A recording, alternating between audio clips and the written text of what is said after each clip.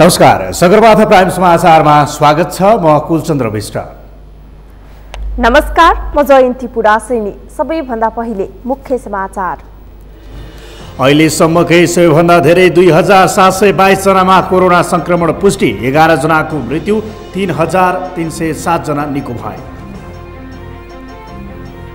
सत्तारूढ दल नेकपाका अध्यक्ष दाहालद्वारा अर्का अध्यक्ष ओलीको आलोचना, राजदूत नियुक्तिबारे पार्टीमा छलफल नगरिएको भनाई।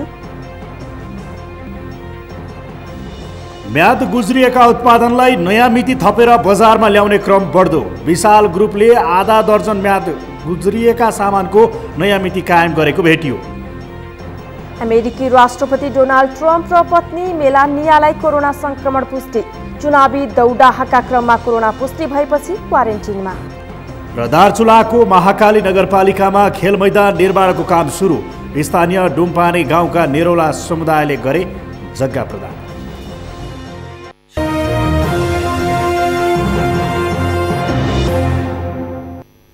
सगरमाथा प्राइम समाचार अब विस्तारमा। शुक्रबार थप 2722 जनामा कोरोना संक्रमण पुष्टि भएको छ। यो एकै दिन संक्रमण पुष्टि भएको हालसम्मकै ठूलो संख्या हो। देशभरका प्रयोगशालामा 14739 नमुना परीक्षण गर्दा 2722 जनामा संक्रमण पुष्टि भएको हो। त्यस्तै 3307 जना संक्रमण मुक्त भएका छन्। संक्रमणबाट थप 11 जनाको मृत्यु भएको छ। एक रिपोर्ट। शुक्रबार कोरोना भाइरस कोभिड-19 का कारण नेपालमा थप 11 जनाले ज्यान गुमाएका छन्। स्वास्थ्य तथा जनसङ्ख्या मन्त्रालयले गर्ने नियमित प्रेस ब्रिफिङमा स्वास्थ्य मन्त्रालयका प्रवक्ता डाक्टर जागेश्वर गौतमले यस्तो जानकारी दिएका हुन्। यो सँगै नेपालमा कोरोनाबाट ज्यान गुमाउनेको सङ्ख्या 520 पुगेको छ। शुक्रबार पछिल्लो 24 घण्टामा ललितपुरमा 2 पुरुष, भक्तपुरमा 2 महिला र बाँकेमा 2 पुरुषको निधन भएको हो। त्यस्तै मोरङ, मकवानपुर, रूपन्देहीमा 1-1 पुरुषको निधन भएको छ। सुर्खेत र काठमाडौँमा 1-1 महिलाको कोरोनाका कारण निधन भएको छ। नेपालमा आजको पीसीआर जम्मा 14739 गरी जम्मा 10,48,686 परीक्षण भएको छ। गत 24 घण्टामा नयाँ संक्रमितको संख्या 2722 छ। आज काठमाडौँ उपत्यका मध्ये काठमाडौँमा 1280, भक्तपुरमा 196 र ललितपुरमा 162 गरी जम्मा 1638 जना नयाँ संक्रमित रहेका छन्। शुक्रबार अहिलेसम्मकै सर्वाधिक सङ्ख्यामा कोरोना संक्रमण पुष्टि भएको छ। काठमाडौँ उपत्यकामा 1638 सहित पछिल्लो 24 घण्टामा 2722 जनामा संक्रमण पुष्टि भएको मन्त्रालयले जनाएको छ। यो सँगै नेपालमा कोरोना संक्रमितको कुल सङ्ख्या 82,450 पुगेको छ। मन्त्रालयका अनुसार शुक्रबार 14,760 जनाको पीसीआर भएको छ। त्यस्तै 24 घण्टामा मात्र 3,307 जना संक्रमण मुक्त भएको स्वास्थ्य तथा जनसङ्ख्या मन्त्रालयले जनाएको छ। कोभिड-19बाट संक्रमण मुक्त भई गत 24 घण्टामा डिस्चार्ज हुनेको संख्या 3307 छ। आजसम्म डिस्चार्ज हुनुहुने जम्मा 60,696 हुनुहुन्छ। अहिले देशभर सक्रिय संक्रमितको संख्या 21,234 छ। होम आइसोलेसनमा 11,760 जना रहेका छन्। मन्त्रालयका अनुसार अहिले 9,474 जना संस्थागत आइसोलेसनमा छन्। 4,885 जना क्वारेन्टाइनमा छन्। मोरङ, सिराहा, काठमाडौँ, भक्तपुर, ललितपुर, चितवन र रूपन्देहीमा अहिले 500 माथि सक्रिय संक्रमित रहेका छन् भने मनाङ, मुस्ताङ र दोल्पामा संक्रमितको संख्या 0 छ। सगरमाथा टेलिभिजनका लागि कुलचन्द्र विष्ट, काठमाडौँ।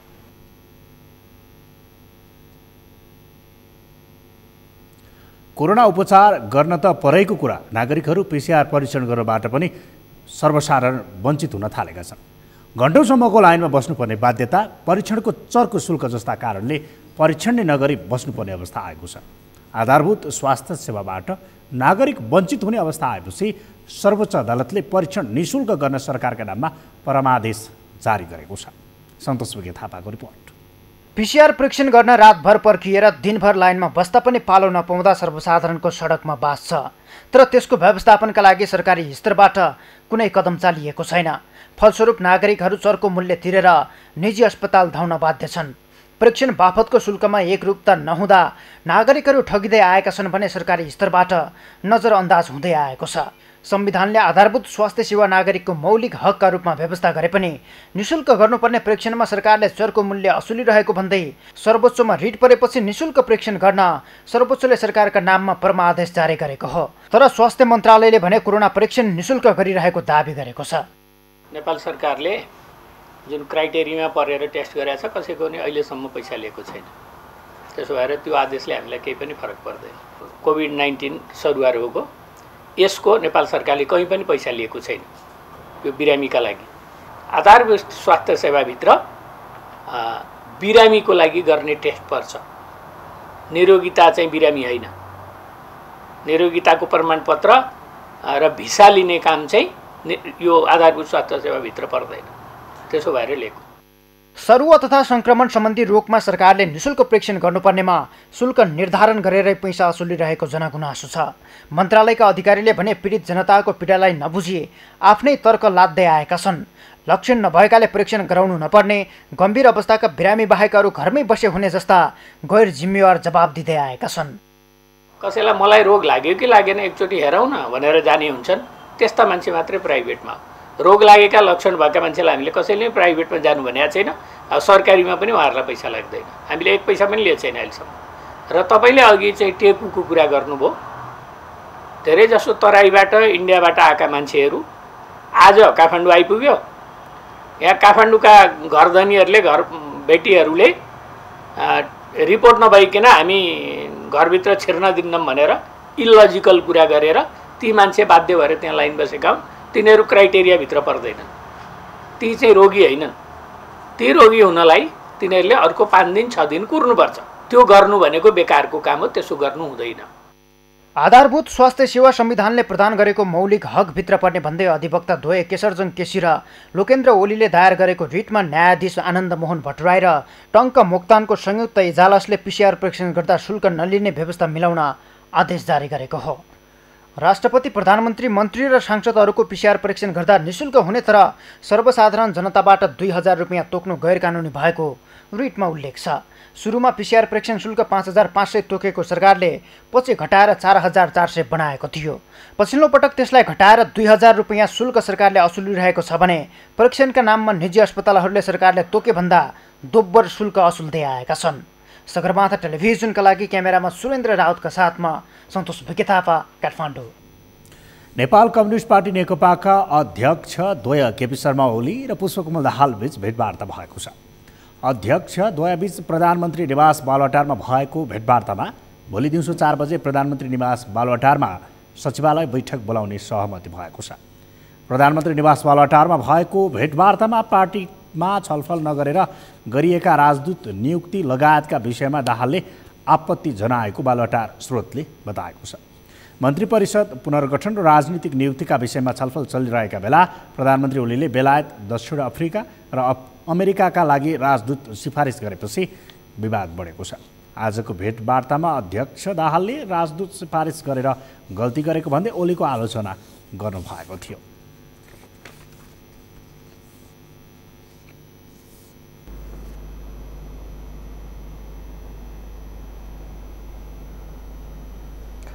संसदीय समितिले फरक रूपले सबल अपाङ्गता भएका महिलाहरूको संरक्षण हुने गरी कोभिड-19 प्रतिकारिका कार्य सम्पादन गर्न सरकारलाई निर्देशन दिएको छ।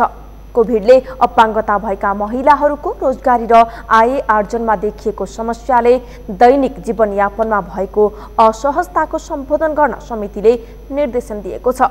संसदको महिला तथा सामाजिक समितिले फरक रूपले सबल महिलाको जीवनयापन सहज हुने गरी नीति बनाउन महिला, बालबालिका तथा ज्येष्ठ नागरिक मन्त्रालय र राष्ट्रिय योजना आयोगलाई निर्देशन दिएको सभापति निरुदेवी पालले बताउनुभयो। 3वटै तहले प्रभावकारी समन्वय गरी त्यस्ता महिलाहरूको बृहत्तर हित प्रवर्धन र संरक्षण हुने गरी कोभिड प्रतिकारिका काम सम्पादन गर्न समितिले निर्देशन दिएको हो। विक्रम सम्मत 2068 को जनगणना अनुसार 1.94% अपाङ्गता भएका व्यक्तिहरू रहेकोमा कोभिडका कारण त्यो समूहभित्र पर्ने महिलाहरू बढी प्रभावित भएको समितिको ठहर छ।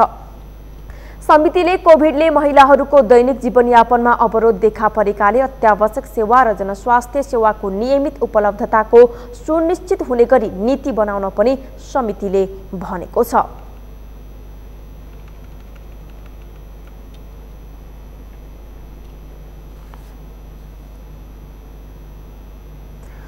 प्रदेश 5 को नाम लुम्बिनी र राजधानी दाङमा राख्ने प्रस्ताव प्रदेश सभा बैठकमा पेश भएको छ। आज बसेको प्रदेशसभा बैठकमा प्रदेश 5 का आन्तरिक मामिला तथा कानुन मन्त्री कुलप्रसाद केसीले प्रदेश 5 को राजधानी र नामाकरणबारे प्रस्ताव पेश गर्नु भएको हो। प्रदेश 5 को राजधानी भने दाङको राप्ती उपत्यका देउखुरी क्षेत्रमा रहने प्रस्ताव पनि गरिएको छ। त्यस्तै गौतम बुद्धको जन्मस्थल लुम्बिनीको साझा चिनारीको रूपमा प्रदेशको नाम लुम्बिनी प्रस्ताव गरिएको मन्त्री केसीले बताउनुभयो। पालिका तथा अर्घाखाँची जिल्लाको शीतगंगा नगरपालिकाले ओकटेको चर्चेको राप्ती नदी किनारको मैदानी भाग राप्ती उपत्यका देउखुरीलाई प्रदेशको स्थायी राजधानी तोकियोस् भन्ने प्रस्ताव प्रस्तुत गर्न चाहन्छु। दोस्रो, शान्तिका अग्रदूत गौतम बुद्धको जन्मस्थल लुम्बिनीको प्रस्तावलाई महत्त्वलाई हृदयङ्गम गर्दै साझा चिनारीको रूपमा प्रदेशको नाम लुम्बिनी प्रदेश नामाङ्करण गरियोस् भन्ने प्रस्ताव सभा समक्ष प्रस्तुत गर्न चाहन्छु। मन्त्री केसीले राजधानी र नामाकरणबारे प्रस्ताव पेश गरे लगत्तै प्रतिपक्षी कांग्रेसका सांसदहरूले उठेर विरोध गरेका थिए। उनीहरूले प्रदेशको प्रस्तावले आफूहरूको चित्त दुखेको बताए।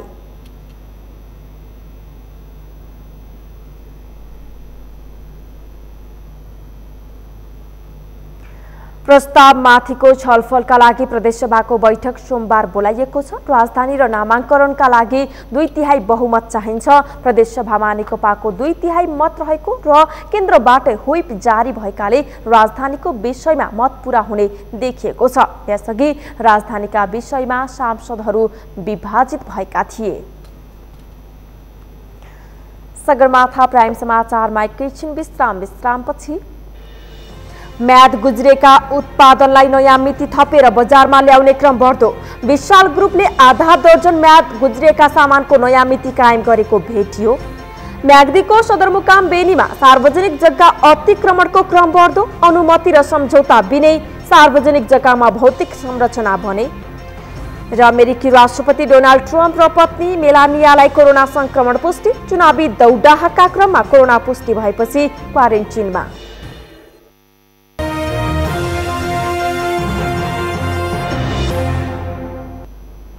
विश्रामपछि सगरमाथा प्राइम समाचारमा पुनः स्वागत छ। अब बाँकी समाचार। मुलुकमा महिला हिंसा र बलात्कारका घटना बढ्दै गएको भन्दै समाजवादी महिला संघको अगुवाईमा काठमाडौँमा विरोध प्रदर्शन गरिएको छ। महिला हिंसा र बलात्कारका घटना बढ्दै गए पनि सरकारले यसलाई रोक्न कुनै पहल नगरेको भन्दै काठमाडौँको माइती घरमा विरोध प्रदर्शन गरिएको हो। प्रदर्शनका सहभागीहरूले हालै गृहमन्त्री रामबहादुर थापाले बलात्कारबारे व्यक्त गरेको अभिव्यक्ति विरुद्ध पनि नाराबाजी गरेका छन्। गृहमन्त्री रामबहादुर थापा बादलले संसदको राज्य व्यवस्था समितिको बैठकमा नेपाल बलात्कार कम हुने राष्ट्रको सूचीमा रहेको बताउनु भएको थियो। प्रदर्शनमा सहभागी समाजवादीका नेत्री हिसिला यमीले बलात्कारका घटना बढ्दै गएको अवस्थामा राज्यले कुनै पहल कदमी नलिएको भन्दै यस्ता घटनामा संलग्नलाई कडा कारबाही गर्नुपर्ने बताउनुभयो। बलात्कारको घटना भइरहेछ त बलात्कारको विषयमा पनि त्यतिकै सजग भएर यो सरकार आउनु पर्यो होइन। यो बलात्कारको घटना बढ्दै गइरहेको स्थितिमा अब प्रधानमन्त्रीदेखि लिएर अझ भन्नु हो त हाम्रो लागि त सबभन्दा इम्पोर्टेन्ट मान्छे भनेको त गृहमन्त्री हो र गृहमन्त्रीबाट जुन अभिव्यक्ति भयो यो असाध्यै निन्दनीय हो।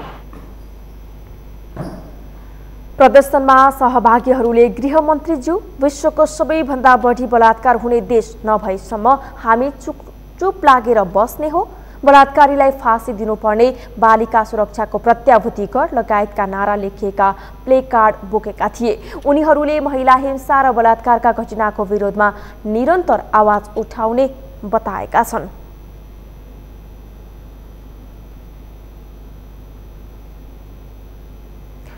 मोहन वैद्य नेतृत्वको नेकपा क्रान्तिकारी माओवादी निकट अखिल क्रान्तिकारीले राष्ट्रिय स्वाधीनता र जनजीविकाका मुद्दामा सरकार कमजोर देखेको भन्दै आज काठमाडौँमा प्रदर्शन गरेको छ। आज काठमाडौँको माइती घरमा अखिल क्रान्तिकारीले सरकार विरुद्ध प्रदर्शन गरेको हो। नेपाली भूमि छिमेकी राष्ट्रले मिच्दा पनि सरकारले केही गर्न नसकेको संगठनको आरोप छ। त्यस्तै कोरोना महामारीका बीच सरकारले प्रभावकारी काम गर्न नसकेको, यसबीचमा शैक्षिक क्षेत्र धराशायी भएको संगठनले जनाएको छ। मुलुकमा हत्या, हिंसा, बलात्कारका घटना बढेको भन्दै यसलाई रोक्नका लागि सरकारले प्रभावकारी कदम चाल्न नसकेकाले विरोध गर्नु परेको संगठनका अध्यक्ष हरिकृष्ण गजुरेलले जानकारी दिनुभयो। राष्ट्रियता, जनजीविका, जनतन्त्र लगायत तमाम विषयहरूमा समस्या समाधान भन्दा पनि दिन प्रतिदिन यो विकराल बन्दै गइराखेको छ। राज्य जनताप्रति जवाफदेही छैन, सरकार जनताप्रति जवाफदेही छैन।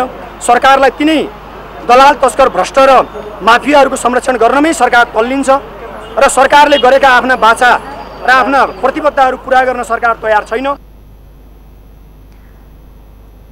संगठनले राष्ट्रिय स्वाधीनतामाथिको हस्तक्षेप, शिक्षा र स्वास्थ्य सम्बन्धी समस्या तथा बलात्कार र हत्या विरुद्ध सरकारलाई झकझकाउन निरन्तर खबरदारी गरिरहने जनाएको छ। स्निकर चकलेट, ओरियो बिस्कुट, बोर्नभिटा, च्याङजुस, प्रिङ्गल पोटेटो चिप्स नेपालीले मन पराउने उत्पादन हुन्।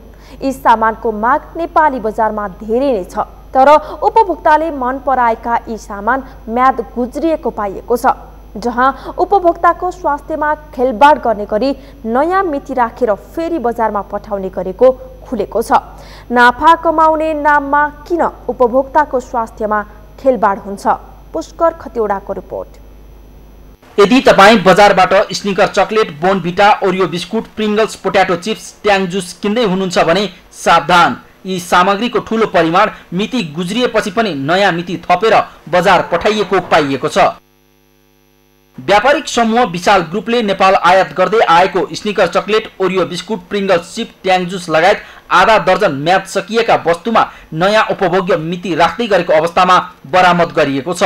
बिहिबार महानगरी अपराध महाशाखा र वाणिज्य, आपूर्ति तथा उपभोक्ता संरक्षण विभागको संयुक्त छापाका क्रममा विशाल ग्रुपसँग जोडिएको काठमाडौँको कलङ्की स्थित लिङ्क रोडमा रहेको आयन डिस्ट्रिब्युटर प्रणालीबाट पुनः उपभोग्य मिति राख्दै गरेको अवस्थामा मेसिन सहित 8 जना रङ्गे हात पक्राउ गरिएको हो। हामीलाई 10-12 दिन अगाडि नै एउटा विशेष सूचना प्राप्त भएको थियो। त्यो सूचना कस्तो थियो भने अखाद्य सामानहरू, अखाद्य भनेको डेट एक्सपायर भइसकेका सामानहरू, त्यो चाहिँ लिएर आउने, त्यसलाई फेरि चाहिँ नयाँ डेटको चाहिँ स्टिकर टाँच्ने र त्यसलाई पुनः बजारमा लैजाने भन्ने खालको जस्तो सूचना प्राप्त भएपछि हामीले अपराध महाशाखाको एउटा विशेष टिमलाई चाहिँ त्यही अनुसारको सूचना अनुसार भेरिफाई गर्न पठाएका थियौँ। पठाउने क्रममा हिजो बिहिबारको दिनमा के पाइयो भन्दा बिहान कलङ्कीको एरिया, यो लिङ्क मार्क भन्ने ठाउँ छ, त्यो कलङ्कीको एरियामा आयन डिस्ट्रिब्युटर्स भन्नेको चाहिँ एउटा त्यहाँ गोदाम हुन्छ र त्यो गोदाममा त्यहाँ चाहिँ केही मान्छेहरू त्यो जे सूचना प्राप्त भएको थियो सोही अनुसार गरेको पाइयो। आयन डिस्ट्रिब्युटरको सञ्चालक पुष्पादेवी अग्रवाल हुन् भने समूहका प्रमुख रोनक बात्रा हुन्। बात्रा भारत राजस्थानका नागरिक हुन् भने अन्य नेपाली कामदार छन्। यसरी बजारमा उच्च माग रहने चकलेट, बिस्कुट, आलु चिप्स सहित म्याद सकिएका अखाद्य वस्तुको ठूलो परिमाण गोदाम गरी राखेको भेटिएको अपराध महाशाखाले जनाएको छ। त्यहाँ चाहिँ एउटा बिल्डिङमा एउटा त्यो गोदाम जुन मैले अघि यहाँ राखेँ आयन डिस्ट्रिब्युटर्सको जो यो कलङ्कीको गोदाम छ, त्यहाँ चाहिँ 5वटा कोठामा त्यस्ता पुरै चिजहरू देखिए। त्यसपछि त्यही नजिकै बाफलमा अफिस रहेछ, त्यो अफिसमा पनि त्यस्ता चिजहरू भेटिए र त्यसपछि त्यहाँको चाहिँ रौनक गोत्रा भन्ने व्यक्ति सहित हामीले चाहिँ 8 जना व्यक्ति पक्राउ गर्यौँ। 8 जना व्यक्ति हाम्रो नियन्त्रणमा लियौँ। खाद्य कानून अनुसार म्याद सकिएको वस्तु आयातकर्ताले बजारबाट फिर्ता मगाएर नष्ट गर्नुपर्नेमा उल्टै पुनः नयाँ लेबल राखेर बजार पठाउने काम अपराध भएकाले यससँग जोडिएका अन्य व्यक्ति र संस्थाको खोजीमा वाणिज्य विभाग जुटेको छ। मानव स्वास्थ्यमा खेलवाड गरेको पाइएपछि थप अनुसन्धान अघि बढाइएको विभागले जनाएको छ। रुमहरू झन्डै 18-20वटा रुम चाहिँ बन्द छन्, अहिले त्यहाँका सिल गरेर आइएको छ अवस्था छ र सम्बन्धित त्यो चाहिँ भनौँ न कम्पनीको प्रमुख र कर्मचारीहरू पनि नियन्त्रणमा लिएका छौँ। जो फेला परे तिनीहरूलाई तिनीहरूसँग जोडिएर अब अरू चाहिँ निकाय, अरू कम्पनी होइन, यसैको पनि शाखा प्रशाखा हुनसक्छ नि, त्यो विषय हामी खोज्ने क्रममै छौँ। त्यसमा पनि सिआइबीको चाहिँ हामीलाई विशेष सहयोग चाहिन्छ अनुसन्धानको लागि, सर्चको लागि र अहिले हिजो सुरु भएको र नियन्त्रणमा लिएकाहरू छन्। हामी बयान लिने काम सुरु गरेका छौँ। यसबाट जे नयाँ फ्याक्ट आउँछ त्यसले फर्दर अध्ययन गर्नको लागि पनि हामीलाई सहयोग हुन्छ। मिति गुज्रिएको सामग्रीको नेपाल आयातकर्ता विशाल ग्रुप र यसको भगिनी संस्था युनाइटेड डिस्ट्रिब्युटर हो। आयनले यी सबै खाद्य वस्तु विशाल ग्रुपको युनाइटेड डिस्ट्रिब्युटर र लाइफ केयर इन्टरनेसनलबाट खरिद गर्दै आएको थियो। हामीले यस विषयमा बुझ्न विशाल ग्रुपसँग सम्पर्क गर्यौं तर टेलिफोन उठेन। आयन डिस्ट्रिब्युटरकी प्रोप्राइटर पुष्पासँग भेट हुँदा समेत उनी बोल्न मानिनन्। जो सरकारी निकायले पहुँच र शक्तिको आडमा मानव स्वास्थ्यमा खेलवाड गर्ने यस प्रकारको घटनामा कसैलाई उन्मुक्ति दिनु हुँदैन। सगरमाथा टेलिभिजनका लागि क्यामेरामा उत्सव वाग्लेका साथ पुष्कर खतिवडा, काठमाडौँ। पूर्व राष्ट्रपति डाक्टर रामवरण यादवले चिकित्सा शिक्षा क्षेत्रको सुधारको माग राख्दै अनसनरत डाक्टर गोविन्द केसीको स्वास्थ्य अवस्थाबारे जानकारी लिनुभएको छ। चिकित्सा क्षेत्रको सुधार लगायतका माग राख्दै 19 दिनदेखि अनसनरत वरिष्ठ चिकित्सक केसीलाई भेट्न पूर्व राष्ट्रपति यादव त्रिवी शिशु अस्पताल पुग्नु भएको थियो। शुक्रबार विश्व अहिंसा दिवसको अवसर पारेर यादवले केसीलाई भेट्दै उहाँको मागमा ऐक्यबद्धता समेत जनाउनु भयो। डाक्टर केसीसँगको भेटपछि पूर्व राष्ट्रपति यादवले डाक्टर केसीले सत्याग्रह मार्फत जनताको माग उठाएकाले सरकारले वार्ता मार्फत समस्या समाधान गर्नुपर्ने बताउनु भयो। केसीका मागलाई सम्बोधन गर्न सरकारसँग आग्रह गर्दै ऐक्यबद्धता जनाउन विगतमा पनि आएको र अहिंसा दिवसको संयोग परेको पनि यादवले बताउनु भयो।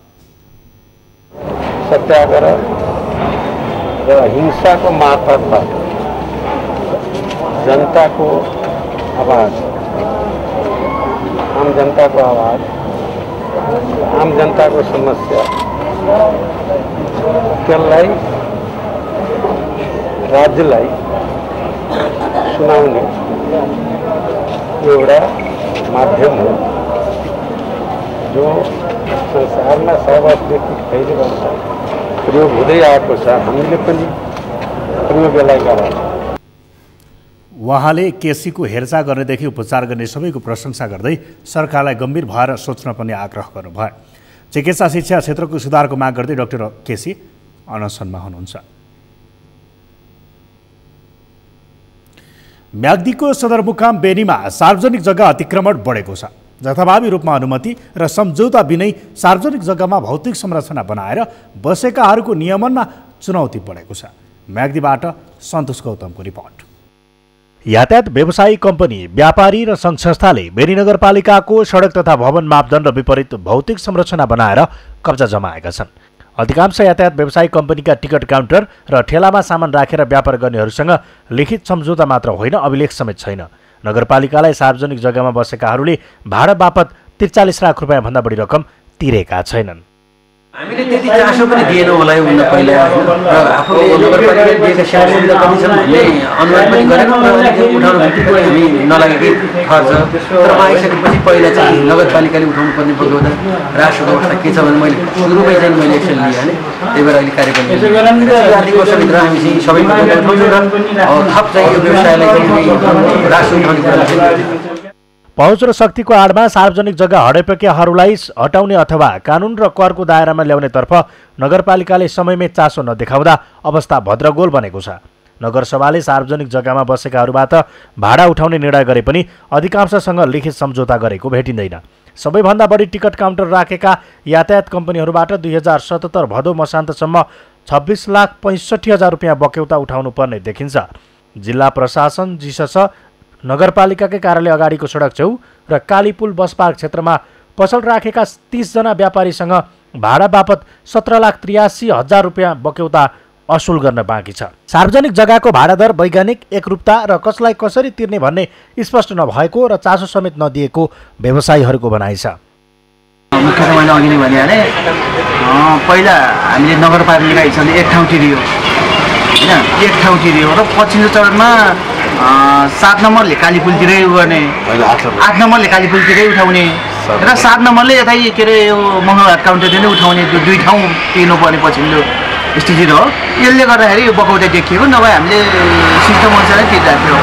सार्वजनिक जग्गा भाडामा लगाए बापत वार्षिक 30 लाख रुपियाँ आमदानी गर्ने लक्ष्य राखेको नगरपालिकाले गत आर्थिक वर्ष 2076-77मा जम्मा 14,09,204 रुपियाँ मात्र उठाएको छ। सार्वजनिक जग्गामा भएका भौतिक संरचनाको पहिचान गरी कर र कानुनको दायरामा ल्याउन वडा नम्बर 7 का अध्यक्ष राजेन्द्र कुमार श्रेष्ठको संयोजकत्वमा 2, 8, 9, 4 र 6 नम्बर वडाका अध्यक्ष सदस्य रहेको समिति बनाएको छ। समितिको ठ्याक्कै मिटिङ त बसिसकेको छैन। फेरि पनि हामीले समितिमा सदस्य सचिवहरू प्रकाशित हुनुहुन्छ। उहाँसँग बसेर हामीले सबभन्दा पहिला कति छ त हामीले उठाउन पर्ने त्यो हेऱ्यौँ। त्यसपछि हिजो मात्रै 7 र 8 नम्बरको वडामा भएको जसले भाडामा लिनुभएको छ, उहाँहरूले भाडामा लिएको पहिला जसले लिएको उहाँ बस्नु भएको छ कि या दोस्रो व्यक्तिले दिनुभएको छ, त्यसको लागि अनुगमन गऱ्यौँ। अनुगमन गर्दै जाँदाखेरि हामीले उहाँलाई यो मसान्तसम्ममा भाडा भुक्तानी गर्नका लागि अनुरोध गरेका छौँ। मोटरेबल पुल र सडकको छेउछाउमा निर्माण भएका भौतिक संरचनाका कारण पैदल यात्रु तथा सवारी साधन आवत जावतमा समस्याका साथै दुर्घटनाको जोखिम बढाएको छ। सडकको क्षेत्राधिकारभित्र भौतिक संरचना बनाउन नपाउने नगरपालिकाकै कानुनको उल्लङ्घन भएको छ। आमदामीको लोभमा लचिलो भएर सार्वजनिक जग्गामा अव्यवस्थित रूपमा व्यापारी तथा कम्पनीलाई आफू खुसी भौतिक संरचना बनाउन दिएको बेनी नगरपालिका सामु उनीहरूलाई नियमन गर्ने चुनौती खडा भएको छ। सगरमाथा टेलिभिजनका लागि म्याग्दीबाट सन्तोष गौतमको रिपोर्ट। दालबालीलाई सरकारी तर्फबाट कुनै पनि अनुसन्धान तथा लगानी हुन नसक्दा पछिल्लो समय यसपालीप्रति कृषकहरूको आकर्षण घट्दै गएको छ। नगदे बालीको वर्गमा पर्ने दालजन्य उत्पादनको सम्भावना धेरै भए पनि उत्पादित फसलबाट आकर्षक आमदानी हुन छाडेपछि कृषकको आकर्षण घट्दै गएको हो। बाँकेबाट मधु पौडेलको रिपोर्ट। देशको समृद्धि तथा विकासको लागि कृषि नै मुख्य आधार भएको भनिए तापनि सरकारको प्राथमिकीकरणमा दालजन्य बाली नपर्दा यसलाई व्यावसायिक तरिकाले खेती गरेको पाइँदैन। सरकारले अन्य बाली सरह दलहन बालीलाई पनि प्राथमिकतामा पारेको देखिँदैन। बाँकेको खजुरा स्थित कृषि अनुसन्धान केन्द्रमा दाल बाली लगायत अन्य बालीको स्रोत बिउ उत्पादन हुन्छ। सरकारले दाल बालीलाई चाहिने स्याहार प्रविधि लगायतका विषयलाई प्राथमिकतामा राखेको छैन। जलवायु परिवर्तनले गर्दाखेरि पनि कृषकहरूले जुन प्रकारको उत्पादन गर्नुपर्ने छ त्यो चाहिँ नभएको अवस्था छ। त्यसको लागि अब के छ भन्दाखेरि हामीसँग भएका प्रविधिहरू हैन, हामीसँग भएका उन्नत जातहरू एकीकृत रूपमा चाहिँ नि समायोजन गरेर हामीले यदि हाम्रो व्यावहारिक जीवनमा प्रयोग गर्न सकेको खण्डमा यसको चाहिँ उत्पादन चाहिँ नि अवश्य पनि वृद्धि गर्न सकिन्छ। पछिल्लो समय खजुराको कृषि व्यवसाय प्रवर्धन सहयोग तथा तालिम केन्द्रमा दाल बालीका लागि मसुर, रहर, भटमास तथा धान, गहुँको बिउ पनि उत्पादन गरिएको छ। उत्पादित बिउ भने किसान सामु पुगेको छैन। बढी एरिया 63% एरिया चाहिँ यो खास गरेर मसुरो नेपालमा मुस्रोले ओगटेका छन् हैन। त्यसपछि तपाईको मुस्रो पछि तपाईको रहर अनि चना अनि चाहिँ भटमास, त्यसैगरी बोडी, त्यसैगरी मुङ, मास यी बालीहरूको चाहिँ अनुसन्धान परीक्षण गरे हामी गरिराखेका। बिउ वितरण गरे पनि सरकारले दालबालीको उचित अनुसन्धान गरी योजना ल्याउन नसक्दा किसान भने अझै घाटा बेहोर्न बाध्य छन्। रहर यस्तो छ, अब त्यो खालको यसपालि हेर्नुभयो भने मार्केटमा बिउ नै पाइएन, बिउ नै भएन र यो अलिकति अग्लो ठाउँमा हुने हो र यसको टाइम ड्युरेसन जुन छ एकदमै बढी हुन्छ। लगभग 7-8 महिना यसको लागि चाहिन्छ। एक खालले वर्षभरिकै चाहिन्छ। अब वर्षभरि मान्छेले मेहनत गर्ने र त्यसपछि लास्ट आवरमा गएर यसमा विभिन्न किसिमका किरा रोगहरू जुन लाग्छ त्यो उसको व्यवस्थापन गर्न नसकेर त्यो विदिन मलाई लाग्छ 1 हप्ता 10 दिनभित्रै त्यो पुरै नष्ट भइहाल्छ। यसपालि हेर्नु भने कसैको घरमा पनि जसले चाहिँ 8-10 बिघा लगाएको पनि 2-4 किलो पनि रहर निकाल्न नसक्नेको अवस्था। त्यसकारणले अब मान्छेहरूको यसमा यत्रो घाटा हुन्छ। वर्षभरि चाहिँ एउटै उसमा लागिराख्ने र त्यसपछि केही उत्पादन पनि नहुने, घाटा लाग्ने। त्यसकारणले मान्छेहरू यसप्रतिको आकर्षण अलिकति कम भएको। दालको उत्पादन बढाउन कुन क्षेत्रमा कुन जातको दाल खेती गर्ने भन्ने योजना बन्न पर्छ अनि त्यही माटो सुहाउने बिउ उत्पादन हुनुपर्छ। सरकारले उचित योजना सहित किसानलाई प्रोत्साहन गर्न सकेमा नेपाल दाल उत्पादनमा आत्मनिर्भर बन्न सक्छ। सगरमाथा टेलिभिजनका लागि बाँकेबाट मधु पौडेलको रिपोर्ट। सगरमाथा प्राइम समाचारमा पुनः एकैछिन विश्रामपछि पूर्वी नवलपरासीको कावासोतीमा युवा लघु उद्यमीहरूले प्लास्टिक प्रशोधन उद्योग खोले। प्लास्टिक जन्य फोहोरबाट मोहर कमाउन सुरु र दार्चुलाको महाकाली नगरपालिकामा खेलमैदान निर्माणको काम सुरु। स्थानीय डुम्पाने गाउँका निरौला समुदायले गरे जग्गा प्रदान।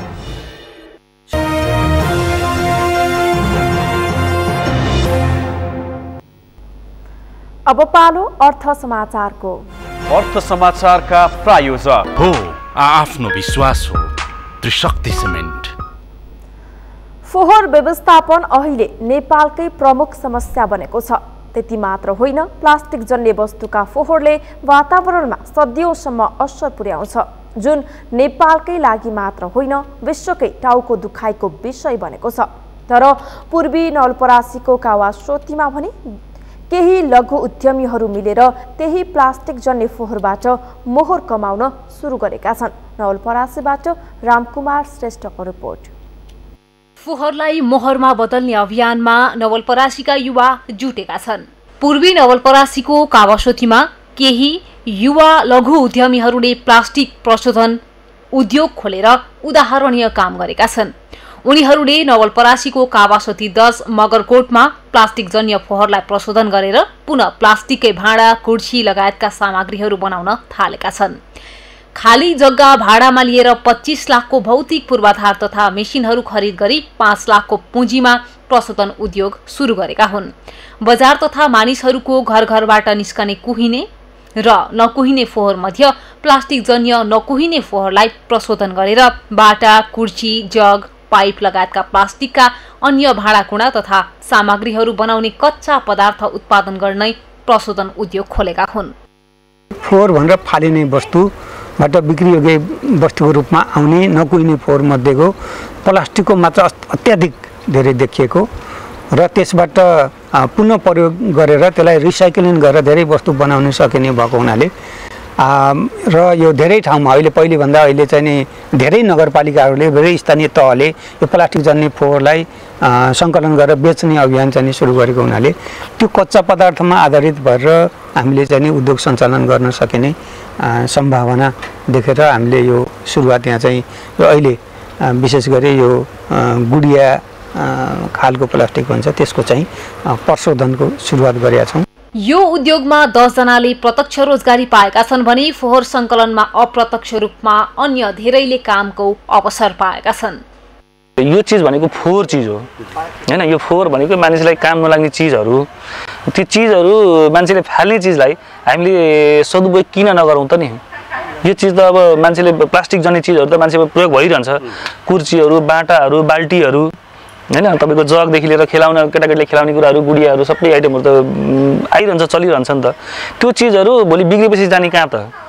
खेर गएको फोहोर सदुपयोग हुने प्लास्टिकका कुर्सी, बाटा, जग, पाइप जस्ता सामग्रीमा भारतको भर नपर्नु पर्ने यस्ता उद्योगहरू नेपालमा प्रशस्त खुल्न सके नेपालको परनिर्भरता पनि बिस्तारै घट्ने देखिन्छ। सगरमाथा टेलिभिजनका लागि नवलपरासीबाट रामकुमार श्रेष्ठको रिपोर्ट। बलिउड चलचित्र खालीपिली नेपाल र भारतमा एकसाथ रिलिज हुने भएको छ। डिश होमको सिनेमाघर इन्टरनेसनल च्यानल नम्बर 979मा यो चलचित्र हेर्न सकिने डिश होमले जनाएको छ। नेपालमै पहिलो पटक बलिउडको चलचित्र पेपर भ्यू मार्फत नेपाली टेलिभिजनमा हेर्न पाउने सुविधा डिश होमले सुरु गरेको छ। ग्राहकहरूको मनोरञ्जनलाई ध्यानमा राखेर अन्तर्राष्ट्रिय चलचित्र रिलिज गर्ने उद्देश्यले डिश होमले सिनेमाघर इन्टरनेसनल 979 सञ्चालनमा ल्याएको हो।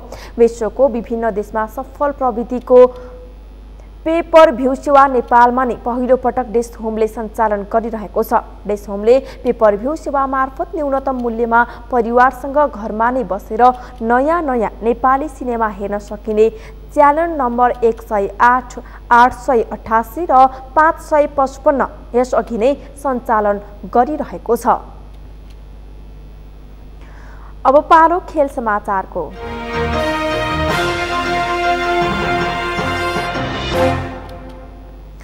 खेलको विकास गर्न दार्चुलाको महाकाली नगरपालिकाले खेल मैदान निर्माण थालेको छ। 2070 सालको बाढीले एकमात्र खेल मैदान र कबड्डी हल बगाएपछि खेल गतिविधि प्राय ठप्प हुँदा दुखी भएका खेलप्रेमी खेल मैदान बन्ने भएपछि खुसी भएका छन्। दार्चुलाबाट रमेश खत्रीको रिपोर्ट। दार्चुलामा खेल मैदान निर्माणको काम सुरु भएको छ। महाकाली नगरपालिका दार्चुलाले आर्थिक वर्ष 2077-78 को बजेटबाट 20 लाख रुपियाँ विनियोजन गरी खेल मैदान निर्माणको काम थालेको हो। जिल्ला सदरमुकाममा रहेको एकमात्रै खेल मैदान 2070 सालको बाढीले बगाएपछि खेल गतिविधि ठप्प भएको दार्चुलामा अब खेल क्षेत्रको विकास हुने अपेक्षा गरिएको छ। मैदान निर्माण गर्न महाकाली नगरपालिका 4 डुम्पानीको निरौला समुदायले जमिन प्रदान गरेको छ। कुनै पनि यसमा कार्यक्रम होस् और भोलिको दिनको पनि हामीहरूको बच्चाहरू पनि बाहिर खेल्न नजाउँ, यसै फिल्डमा खेलौँ। धेरै टाढा नजाउन्, कुनै किमतडी नजाउन्, हाम्रो काँडे त्यो भागमा खेल्न नजाउन्। तर एकदमै हामी त्यसको फिल्डको एकदम हामीलाई जरुरत परेको हिसाबले मिलोजुल गरेर हामी त्यो दिएका छौँ। भोलि हाम्रो यो फिल्ड दिएको हमेसाको निम्ति हाम्रो नाम रहोस्। यो हाम्रो टर्नस पनि हुँदैन, बस्नेछ। हाम्रो जमिन पनि हाम्रो जोगिने हाम्रो यो आधार राखेको। खेल मैदानको अभावमा अहिले दार्चुलामा कुनै पनि प्रतियोगिता हुन सकेका छैनन्। मैदान निर्माण भएपछि स्थानीय तह, जिल्ला र प्रदेश स्तरीय प्रतियोगिता सञ्चालन गर्न सकिने खेलकुद विकास समितिले जनाएको छ। ट्रेनिङ गर्न पनि यहाँ नपाउने, त्यो हुनाले उनीहरूले टाढा जानुपर्ने। हामीले खेलकुदको अध्यक्ष भएको नाताले म कुनै प्रोग्राम राख्न भने यहाँ फिल्ड नहुने, गोकुले जानुपर्ने, बला जानुपर्ने अवस्था भएको हुँदा यो खेलकुद निर्माण गर्नलाई, जुन यो फिल्ड निर्माण गर्नको लागि निरौला समुदायले दिनुभएको छ, उहाँलाई मेरो तर्फबाट धेरै धेरै धन्यवाद छ। र आउने युवा पिँढीहरूलाई यो फिल्डले अन्तर्राष्ट्रिय राष्ट्रिय स्तरका खेलाहरू उत्पादन गर्नेछ। अब यो फिल्ड निर्माण भइसकेपछि हाम्रा यो स्तरमा राष्ट्रिय क्षेत्रीय स्तरका जिल्ला स्तरीय प्रतियोगिता हामी अवश्य गराउनेछौँ। स्थानीय तहका खेलकुद प्रतियोगिता सञ्चालन गर्न आर्थिक समस्या पर्दै आएकाले महाकाली नगरपालिकाले वडा नम्बर 4 डुम्पानी क्षेत्रमा बजेट विनियोजन गरी खेल मैदान निर्माण गरिन लागेको हो। नगर क्षेत्रभित्र सञ्चालन हुने खेलकुदहरू जिल्लाको सदरमुकाम पनि हो, यो नगरपालिका सदरमुकाम पनि हो। तथापि नगर क्षेत्रभित्र यो ठाउँमा खेल मैदान नहुँदा खेलाडीहरूलाई खेल्न साह्रै अप्ठ्यारो। हामी नगर स्तरीय गेमहरू गर्दा पनि सदरमुकाम क्षेत्रमा गेमहरू गर्न नसकिएको, मेयर कप गर्न पनि अब दर्शकहरू सबै यहाँ हुने, दर्शकहरूको उपस्थिति कम हुने ठाउँमा गएर हामीले खेल चलाउनु पर्ने स्थिति थियो। यो मैदान निर्माण सम्पन्न भएपछि दार्चुलामा खेल गतिविधि बढ्ने स्थानीयको अपेक्षा छ। स्थानीय सरकारले पनि राष्ट्रका लागि खेलकुद, स्वास्थ्यका लागि खेलकुद भन्ने नारालाई सार्थक बनाउने गरी काम गर्ने प्रतिबद्धता जनाएको छ। अब महाकाली नगरपालिकाले झैँ प्रत्येक स्थानीय तहमा एक खेल मैदान निर्माण गर्न सके खेल क्षेत्रको विकास चाँडै हुने देखिन्छ। सगरमाथा टेलिभिजनका लागि दार्चुलाबाट रमेश खत्रीको रिपोर्ट। यो सँगै हामी सगरमाथा प्राइम समाचारको अन्त्यमा छौँ। अन्त्यमा मुख्य समाचार फेरि एकपटक। अहिलेसम्मकै सबैभन्दा धेरै 2722 जनामा कोरोना संक्रमण, 11 जनाको मृत्यु, 3307 जना निको भए। सत्तारूढ दल नेकपाका अध्यक्ष दाहालद्वारा अर्का अध्यक्ष ओलीको आलोचना, राजदूत नियुक्तिबारे पार्टीमा छलफल नगरिएको भनाई। म्याद गुज्रिएका उत्पादनलाई नयाँ मिति थपेर बजारमा ल्याउने क्रम बढ्दो, विशाल ग्रुपको आधा दर्जन म्याद गुज्रिएका सामानको नयाँ मिति कायम गरेको भेटियो। अमेरिकी राष्ट्रपति डोनाल्ड ट्रम्प र पत्नी मेलानियालाई कोरोना संक्रमण पुष्टि, चुनावी दौडाहाका क्रममा कोरोना पुष्टि भएपछि क्वारेन्टिनमा। र दार्चुलाको महाकाली नगरपालिकामा खेल मैदान निर्माणको काम सुरु, स्थानीय डुम्पानी गाउँका निरौला समुदायले गरे जग्गा प्रदान। हौस् त सगरमाथा प्राइम समाचार अहिलेलाई सकियो। तपाईँ समाचार बुलेटिनका साथै सगरमाथा टेलिभिजनका सम्पूर्ण कार्यक्रम www.sagarmatha.tv-मा पनि पढ्न र हेर्न सक्नुहुनेछ। युट्युबमा youtube.com/sagarmatha.tv नेपालमा हेर्न सक्नुहुनेछ। साथै तपाईँ हामीलाई फेसबुकमा पनि facebook.com/STV नेपालमा फलो गर्न सक्नुहुनेछ। समाचारको शिखर, नेपालको गौरव, नेपालको पहिलो न्युज च्यानल सगरमाथा टेलिभिजन हेर्दै गर्नुहोला। नमस्कार।